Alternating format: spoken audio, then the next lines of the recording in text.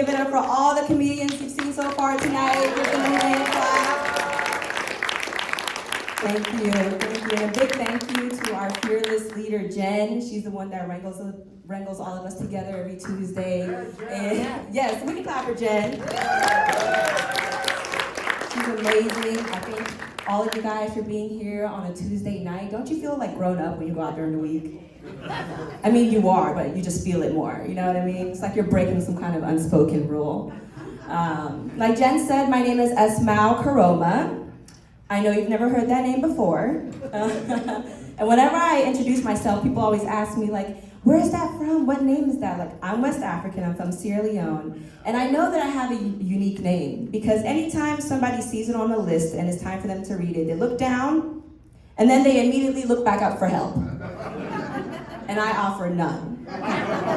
I just stand there like, sound it out. You can do it. And then the next question is usually, do you have a nickname? I'm like, no. They're like, well, I'll try the last name. And I'm like, it's just as hard. There's no getting around this. You're gonna have to say Esmao Karoma. Like Jen mentioned, I was on a show that you guys have never seen. I heard when she asked you, everybody's like, wow. We've never seen her before. No, I was recently on a show called All the Single Ladies on OWN, and I'm African, right? And I have family in Africa, and I did not tell them that I was on TV for the first time. And do you want to know why? Why? Because I don't want them asking me for money. People in Africa think because you're on TV, you have money. We live in Hollywood, we know that's not true. We know plenty of people who are on TV and have no money. And if you don't, you're staring at one. I have $20 that has to last me for the next 2 weeks, so I don't need my family calling asking for any of it. That sounded meaner than I thought it did out loud. Doesn't make it any less true. What else about me? I love to eat. Who loves to eat in here? I was literally eating something earlier today, and I was like, Lord, why do people why do humans like to eat so much? You know, I love to eat. I do a little dance whenever I eat. I do. And I realized how much I love to eat when one day I was pulling up to go to a taco truck, and I hit a parked car. You guys have done it too, right? I hit a parked car, and instead of fleeing the scene like the criminal that I was, I pulled into the Ralph's next door and waited for the car that I hit to leave. I wanted the tacos, I'm not leaving. You know, 30 minutes into my stakeout, I'm getting the attitude like, oh my God, they're still here. I was getting mad because the car that I hit didn't leave. You know, and I had to tell myself, like, you committed a crime, it's time to go home. You don't get to have tacos. Okay, no crime committing. We will not, we won't talk about committing crimes tonight. Oh man, what else about me? I have a lot of trust issues. You know, perfect segue. This is an intimate room, you know. I do. I have a lot of trust issues. I don't believe anything that anyone's saying ever. You could be talking to me, telling me that you went on a walk today, and I'll be thinking to myself, no, you didn't. No one goes on walks anymore. That's not true. I'll be watching the news, the weather report will come on, they say it's gonna be 75, and I'm thinking to myself, no, it's not. It's gonna be 74. Speaking of the news, last year, Trump was in the news. Don't worry, I'm gonna land it softly. Trump was in the news last year for taking hundreds of work documents home, like thousands of documents found in his mansion in Florida. And this year, Biden was also in the news for taking hundreds of work documents home. And I don't understand why this is news. I thought we were all working remotely. Why can't the presidents do it? I want the president to take work home, okay? There's some things we need to fix. Let them take as much work home as they need. We have some issues that we're working on. We do. I was reading the Bible the other day. You guys know the verse, right, that says, when a man finds a wife, he finds a good thing, right? You guys know the verse? Yeah. Do you know that in real fine print underneath of it, if you look really hard, it says that when a woman finds a husband, she settles.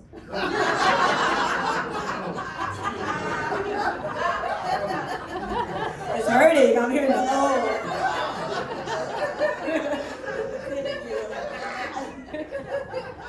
real small. You just have to, it's in different translations. It's not, ladies were laughing too hard. They're looking at us. Stop. Don't look at them. Don't look at them. We're just kidding. No. Ladies! It only says it in my Bible, guys. Don't worry. No. I'm a Christian. I love the Lord, right? And my friend was like in a super unhealthy relationship, and I thought to myself, like, this must be spiritual because she found it really hard to like move on from the guy, you know. And so something just told me, the Lord told me to fast and pray for her. Maybe she needs some fasting and prayer so that she can see this relationship for what it is and move on. And so one day I decided to fast and pray for her. She calls me later that day, and I hear the man in the background. And so I say, well, let me just go ahead and eat then, because I'm not going to be sitting here suffering while you out having a good time. I'm not going to do this. This is crazy. Lord, it's not working. I'm eating. She's with the man. Why can't I eat? I'm not doing this. And of course I didn't tell her, because if you tell her it's not going to work, but I'm like, I got to get off the phone. I'm going. And I went right to McDonald's. I sure did. Then he won that day. She can have them. No. Gonna go get me a Happy Meal. I love McDonald's. Does anybody else love McDonald's? Can we admit it? I love McDonald's. I really, really do. The only problem is like every time I eat McDonald's, I feel like I have to tell someone. Like if I eat McDonald's at some part of the day and I don't bring it up, I feel like I'm keeping a secret. Like if somebody asks me how my day was, I just have to be like, not good. I had McDonald's for breakfast. People in LA love to pretend like they don't go to McDonald's. And I know that's not true because not a single McDonald's closed during the pandemic. Do you know how many good restaurants didn't survive the pandemic? McDonald's did. I'm not the only one keeping them in business. Y'all are eating at McDonald's. You are. And Arby's too. Everybody, there's so many people who don't eat at Arby's, but there's Arby's everywhere. Make some noise if you eat at Arby's. Reveal yourself. Are you not ashamed? Do you have no shame? I'm just kidding. We're not food shaming tonight, ladies and gentlemen, okay? We love to eat. Food is from God. It's amazing. I love it. There's a lot of talk about babies tonight. Shout out to the one baby that's here and is so good, is so quiet. I don't know where he's at, and that's like perfect. That's how you know your baby is great. You don't know where they are. Like, there's a baby in the crowd and I can't find it. That's excellent. You guys are doing a great job. He came over to the snack table early. I was working the snack table. If you don't recognize me from the TV, you recognize me from the snack table. Yeah. You've seen me before. No, he's amazing. I will say though that I do think babies are judgmental. Babies are super judgmental. Just a little bit, right? Like, I love babies, so I get very offended when a baby won't let me hold them because apparently they're good judges of character. I be thinking to myself, like, you just got here. You don't know anything about me. I want to meet you in 30 years and see how you're doing, okay? All that judgment you're throwing my way. You know, we should be judging babies because babies don't work. And they live at home with their parents. But if any of us in this room does that, it's a problem. We're not functioning adults, right? I'm getting very impassioned about it because it's just not right. No, I'm kidding, I love babies. So we're gonna make a smooth transition. I would love to share a little bit of my testimony with you guys. Is that okay? Can we do that? Okay. So my name on Instagram is The Ratchet Christian, if you're ever looking for me. Shameless plug right off the top. Is The Ratchet Christian, and I'm baffled by the amount of people who don't know what ratchet means, so I'm gonna explain it, right? The ones in the back know. Y'all know what ratchet means. That means I got a cursing spirit that jumps on me sometimes.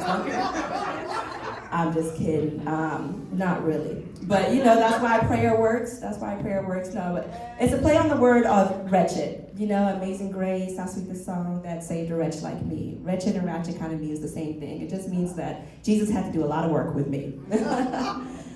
So I used to dance in college, and not ballet. I was a spicy dancer. There are children here, although he's quiet. I know you listening. There are children here. I was a spicy dancer in college at an adult nightclub. And one day I was working at this club. I needed the money because it was my last semester in college and I needed a car to get back and forth to classes because my bus, the shuttle that went to my apartment, would not take me there, right? And so the thing that I thought in my head, like, what do people do when they need to make large sums of money? And I was like, oh, they become spicy dancers. So that's what I did. And one day I'm at the club and this man walks in. I'm sitting at the bar. He walks in and he says, ma'am, can you buy me a drink? I said, sir, that's not how this works. I'm the spicy dancer. You're supposed to buy me. You're supposed to buy me a drink. And the man says to me, I'm sorry, I'm homeless and I don't have any money with me right now. But if you buy me a drink today, I'm supposed to get a check, and when I get that money, I'm gonna come back in here and spend it all on you. And I said, sir, if I had $1 for every single time a man told me that, I wouldn't be at work tonight. And so needless to say, I did not buy him the drink. I was there to make money, not spend it. He walks away. I forget about the whole interaction. A week later, I'm upstairs, I'm getting ready, and another dancer says to me, Paris, that was my spicy dancer name. Esmao doesn't sound as good, you know? And welcome to the stage. What's your name? Esmao. Yeah. So I went with Paris, right? Short and sweet. Another dancer says to me, Paris, there's a man downstairs waiting for you. And I'm thinking to myself, who could possibly be downstairs waiting for me? Nobody told me they were coming. So I walk down the stairs, and Lord and behold, waiting at the bar for me is the man from the week before who told me he would come back and spend all of his money on me. And he did.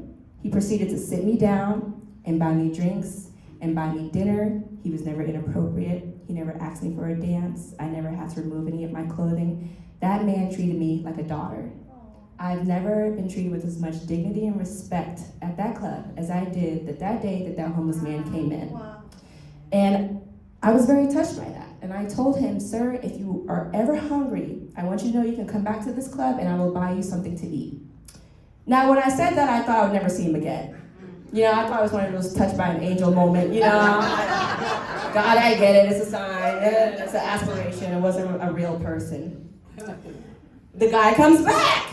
He's very consistent, as you can see. He comes back again the next day, and he said, hey, can you buy me something to eat with some of that money I gave you? I said, sir, I'm not holding this for you, it belongs to me now. I'm a dancer. I lie to men for a living. I didn't mean it. You know, you're a better person than me. You keep your word. You see what I'm doing as a career. And so I had security escort him out. I'm kidding. I'm just joking, guys. No. I had a relationship with God at that time, but I didn't know Jesus specifically. I knew God and I prayed to God, but I didn't know Jesus specifically. And so I had enough of a conscience to keep my word, and I sat him down and I had lunch with him. And after he left, my manager pulled me aside and said, Paris, she was like, this is the third or fourth time that this man has been in this club for you. We do not want people like that in here. And I heard people like that. And I said to myself, that's the best man that's ever walked in this club. And that day, I quit. And I never went back. And so, in that season of my life, God used a homeless man to bless me. And tonight, he's using you guys to bless me. And it makes me think about a scripture in Psalm 139 where it says, where can I flee from the presence of God? If I ascend to the heavens, you were there. If I make my bed in hell, behold, you were there. I made my bed at a gentleman's club, and he was there. I don't know what your bed is, but Jesus is there. Romans also talks about what can we do that can separate us from the love of God. There's nothing that we can do that can separate us from the love of God. And all things work together for good all to them who love the Lord. I didn't know Jesus back then, but Jesus knew me. And something that brought me so much shame. It's such a blessing to my life today. And I just want you guys to know there's nothing that God cannot redeem for you. And because there's another comment coming up after this, and I don't want you guys crying when he comes, you should know that I told that story at a show one day, and a guy walked up to me afterwards, and he was like, beautiful story, amazing, I absolutely loved it. But but I was just wondering, what kind of car did you end up buying? I said, sir, that was your takeaway? And in case you guys are curious, it was a 2012, a 2000 Dodge Stratus from Craigslist that eventually caught on fire at 7-Eleven. Thank you guys. Welcome to the stage, Jen.